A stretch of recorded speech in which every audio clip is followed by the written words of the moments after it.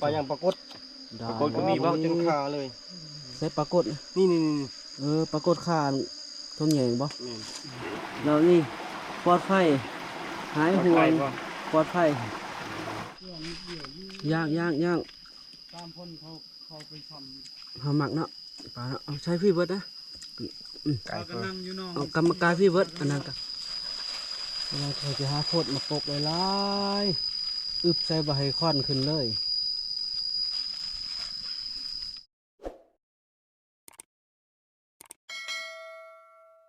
กับทักทายสวัสดีสวัสดีพ่อแม่พี่น้องFCทุกท่านที่เข้ามาตามรับชมส่องพันไม้สายพิธีมันนี่เป็นบ้านที่3ที่พวกเราใช้ชีวิตอยู่ป่ากัน8 คนกับน้องมา3 คนพันไม้ยังบ่มายังเลยมานี่เลาะลาดเศร้าตามก้นห้วยตามห้วยตามห้องวิวโอ้ยงามขนาดธรรมศาสตร์เลาะไปเบิ่งมาสิเห็นอย่างพ่ออย่างบ่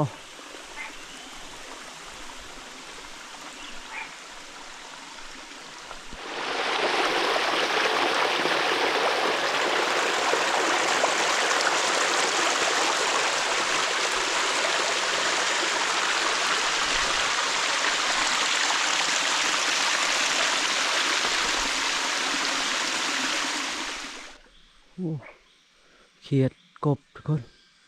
น้ำเต็มห่วยเต็มห้องเลย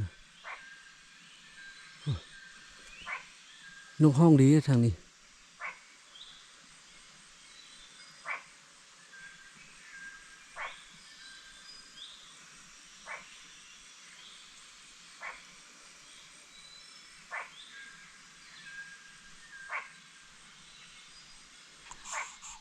ขึ้นตามก้นห้วยทุกคนบ่ได้ขึ้นตามก้นห้วยใหญ่นะขึ้นตามก้นห้วยน้อยขึ้นไปหาผู้หัวฟูนะหาเปิ้นฟูจึงเลาะหากระรอกหาสัตว์ป่านะ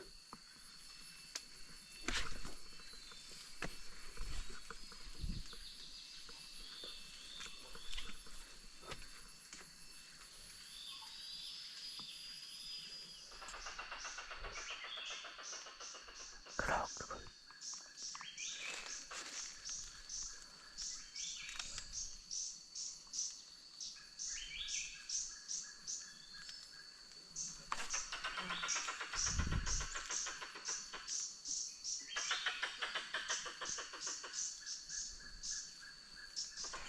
กระหอกกับบ่ท่านทุกคนเอ้ยทุ่งปกอยู่นะบ่ท่านช่วงไม้ใหญ่ดิบ่มีมากไม้กระดอกนะบ่ได้ยิงทุกคนมันลักนะพอแต่เห็นคนเท่านั้นแหละปะยังไหวซะหายงวยงายเลยกลับลงมาโกนหัวคือเก่าขึ้นพุ่นไปบ่ไรทุกคนทึบแพงพุ่นนะขึ้นไปถึงนะไปต่อบ่ไรกลับมาโกนหัวเลาะตามโกนหัวขึ้นนี่แหละทุกคนบุมานยังนะไปยิงนกน้อยนี่นกด่างเลยนะทำให้เสือให้ยิงนะอย่างแต่นกอันนี้ก็บ่ให้ยิงนะ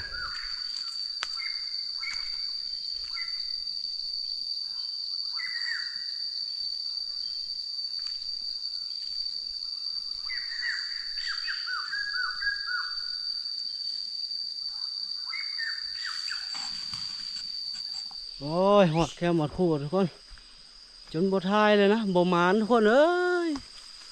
ยอมรอบนี้ฟันไม้ยอมเลยนกในฟานปะอยู่ในแก๊กนกฟูแคกฟันเพชรรอบนี้ขอยอมแล้วนกน้อยตัวนึงมีตาย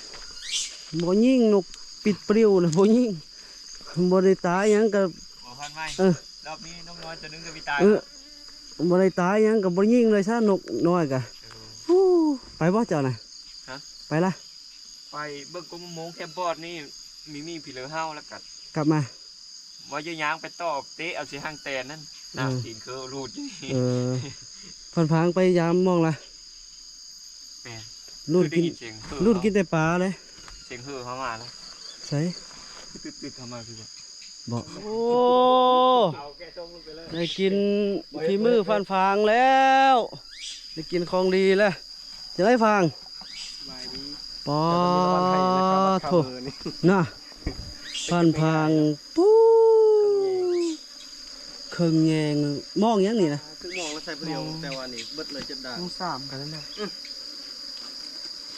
กินปลาได้มื้อนี้เถอะทั้งปีงทั้งหยังแหละ ปลาเพียก็มี ปลาเพียก็มีบ่ตัวใหญ่บ่ โอ้จนคันตัวนี้ปลาปากอีก ปลาปากปลาเพียก้อยเนาะช่วยจำ เลยเข้าเลย ปลา ปลาอย่างปลากด ได้ จนขาเลย ใส่ปลากด นี่ ปลากดข่านทงแยงบ่ นี่ ปลากดเลย ใหญ่ในปรากฏ ป เนาะ ลาใหญ่เลยสั่งปลาคึงทั้งวันเจ้าบ่จัก ซอยจำเนาะซอยจำบาสบิปรากฏ อ๋อถึกลายali กลัวไว้ได้กลัวไว้ไปจะมันเน่าเบิดอีก ปลานี่เนาไว้บ่ มันเน่าอยู่แล้วเพราะว่ามันบ่มีน้ำก่อน อากาศร้อนช่วงนี้ มี ปรากฏก็ต้องยังไง ฮะซองนั่นล่ะ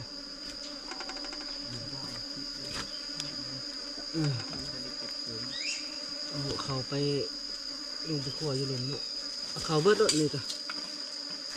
เอาเบิดเลยสะออนได้ปลานะทางนี้ ได้กินมื้อสุดท้ายป่ากันเนาะ ปลาลายอ่ะดิ พอผางไปเสื้อมองมื้อสุดท้าย ใช่แต่มือทำอิฐก็ได้กินนะได้เนาะบ้านนี่ ปลาสกางหลายกว่าหมูเนาะแม่นบ่ ปลาสกางปลาสกาง ปีงแซ่บเจอได้ปรากฏเมื่อวานนี้ อ๋อปลาสกางกับปิ้งแซ่บเลยปลาสกางเลือกตัว เอาลงโคอยู่แคมป์น้ำบ่ ตัวเช่นเลือกตัวพอดีเอามาปิ้งปลาสกางจะทำนี่ทุกเต็มคักอันนี้เต็มคักอย่างนี้ไปเอามีดเอาผ้าขัวอยู่นี่เนาะบ่ได้หยังพอแต่ได้ขัวอะไรแต่งให้เพิ่นในจับได้ถือบ่ได้ยิงเรานี่ปลอดภัยหายห่วงปลอดภัยยกถุงขาวเลยรอบนี้นะ มันกว่าเป็นตัวชีนปลาเพชรแม่น ไปรัดเช้ากับบ่ได้หยังแต่มือมาบ่ได้หยังฟูนะพวกปลานี่แหละความเผ็ดเนาะ รอบบ่ได้หยัง พวกปลารอบบ่ได้หยังรอบยกถุงขาวฟูตะเมื่อยในฟันเผ็ดเอ้ย ว่าอยู่ บ่ได้หยัง ไปล้างเนาะ ขวาจังล่างโอ้ยโอ้ใครเต็มท้องมาจากปลานี่เต็มเลยล้วนๆปลานี่เราขึ้นเหือกันแล้วนี่ปลานี่บ่ฟันเผ็ดปลาโถ ก็จะมักปิ้งปลานะ คอยมักปลาปิ้งมัก ป ป ลา ลา คือ ปิ้ง กัน น้ำมีมักอันลงน้ เออลงบ่ได้เนาะเฮาเนาะยานน้ำบ่บ่แม่นยานน้ำพายเรือนี่ค่อยบ่เป็นข่อย ำ น้ำค่อยบ่ได้ยานน้ หลายมันสิแซ่บหลาย ำใช่หลายเนาะใช่หลายย่าง ตามคนเขาไปทำ เฮามักเนาะปลาเนาะเอาใช้พี่เบิดนะ ไก่ ก็นั่งอยู่นอก เอากรรมการพี่เบิดอันนั้นกะอืม ลงมาเชย เขาต้องได้เอาไม้เลยเอาไม้ขนาดเจ้าถือไว้ก่อนเขาจะเอาไปหาไม้ให้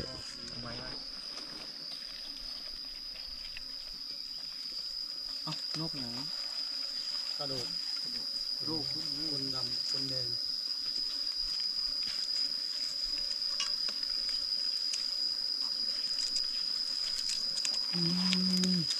พักเนาะอยากใช้เห็ดอันผสมเนาะเห็ดปลาแรกผสมเนาะ หากระปุกมาบัดนี้ อยากกับปลูกปลาผสมปลาแดง มีอันคันซึ่ง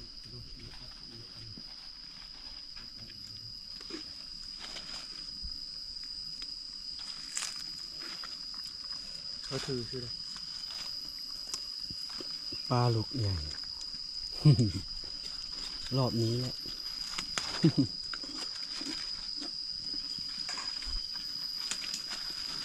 นอกครับนอกจับยังไงครับ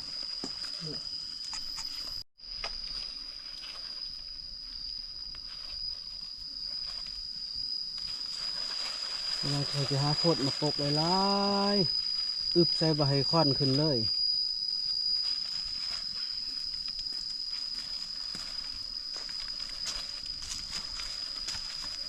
ผู้สาวอาชพรทั้งงามทั้งเก่งอยากไปเป็นเคยอาชพร เก่งเดือนอะไรเลย อยากไปอยู่พุ่น มันจังนัวเนาะพดเส้นหลายๆทางเดี๋ยวเราพดเส้นหลายๆโลดพดนี่เท่าไรใส่อะเบิดมันจึงแห้งไว้เลย ยังไว้ช่องมาเอาถาดมาเพิ่มนี่ เอาไปเอาปลา คันเฮ็ดปลานี่บ่คือแนวอื่นแน่ไหมคันเจะเฮ็ดแห้งๆโลดได้คันเจะเฮ็ดธรรมดานี่เจ้าใช้ทุกอย่างนี่บ่เป็นตากินเลยมุนเลยจำแจวเลย ปลาตัวปิ้งเนี่ยไม่ได้ไหมเชื่อเลยเนาะฟูมาเลยไปกินไม่ก็บอใส่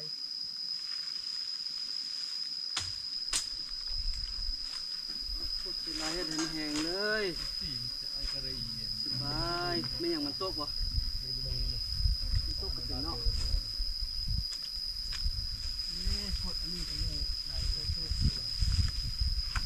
โลดเจ้าปลาเจ้าก็ เดี๋ยวผมมากปะทางไอ้พ่อไอ้น้องร้ายว่าไอ้ผ่านเก็บนกรอบนี้ไอ้ขาวสะอาดได้บ่ได้หยังได้น่ะบ่ได้แล้วก็ดอกนี่กะสองได้จักแต้มมื้อนี้นะเช้าๆสองบ่สามบ่สามแต้มเนาะนี่ฟันขี้เข็บจับเอาดูฟันเดือนนั่นน่ะ ไอ้สิ้นได้ก็หอกตัวหนึง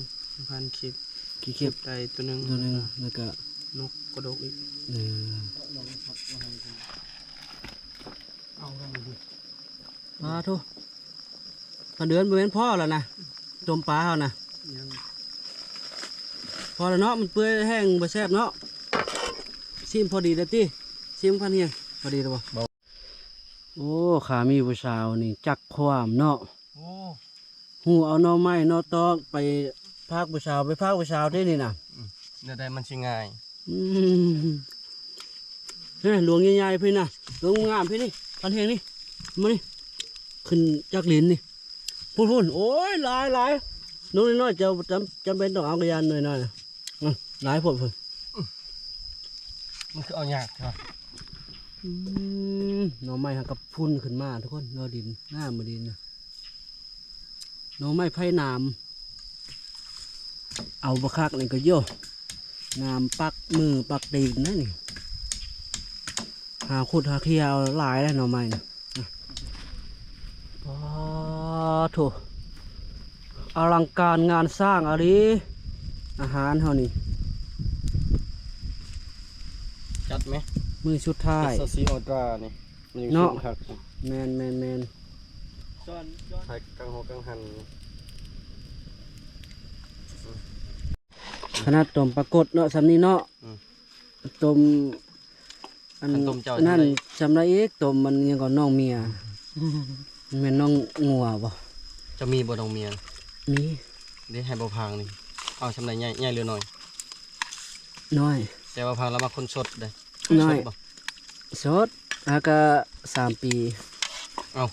คือน้อยแท้ อ้าวน้องเมียจังวะเรียก บ่ เอา แม่นลูกเมียบ่ น้องเมีย ก็นั่งไกลๆได้พันนึง บ่ให้นางได้ไกลๆนะมาเด้อพ่อแม่พี่น้องเอ้ย มาลิเชเลีย นะ ลินดากี ปลากดปลากด ผู้แกงปลากดปิ้งปลากินข้าวแล้วก็กราบกินข้าวแล้วเอาเมื่อมา อันนี้ถ้วยละพันไม้เด้อพิเศษเด้อ โอ้พันเฮ็ดบ่ฮอดปะบ่ถึงอ้าวปั้นได้ตัว เอาไปไหมเอาไป ปั้นนี่ ไปจะเอาไหม เอาไปตัวหนึงจังไรเราให้เลย มาเลยพี่น้องปรุงจะโดนมันก็แต่งยาเยาะถึงปลา ป้านั้นนี่ไม่จะน้อยให้ได้ ยังปลาน่ะมันบ่ยาก แซ่บบ่อย โอ้แซ่บ บ่ยากบ่ยาก มาเด้อพี่น้อง ยากยังกันอยู่ คันพายุมองแจ้งนะเขาซูมไปนี่เห็นหับกามันพุ่นแหละมันกว่าตาคน แซ่บบ่ได้ ตาคนบ่ได้ดอกสมราคาจะมื่นซั่นนี่อ้ายเจ้าซื้อมาเขาให้นั่นแต่ทางเศษเป็นมือสองท่านชื่อก็เดี๋ยวนี้ก็8-9,000มือสองปุกกี้ได้ขายอยู่สวรรค์ชาวซีก็มีแต่18,000เอาหายไอ้ชาวซีซื้อมือสอง มือสองมันก็ดีทำไรแล้วเข้าไป เอาแป้นนี้ไปบุญลงไฟเชฟปนบ่ จะพูดหนูจะเป็นไป วายมาอยู่นี่ มาเอาประชามาลูก มาเจอกัน ทำไมเลยกูพาเนี่ยมา มันกายยามหน่อยลูกสองมันบ่หาวหันคือเขาเจ้าเลยเขาเจ้ายังหาวหันอยู่เลยอันนี้น้องก็พยายามเลยหาวหันเลย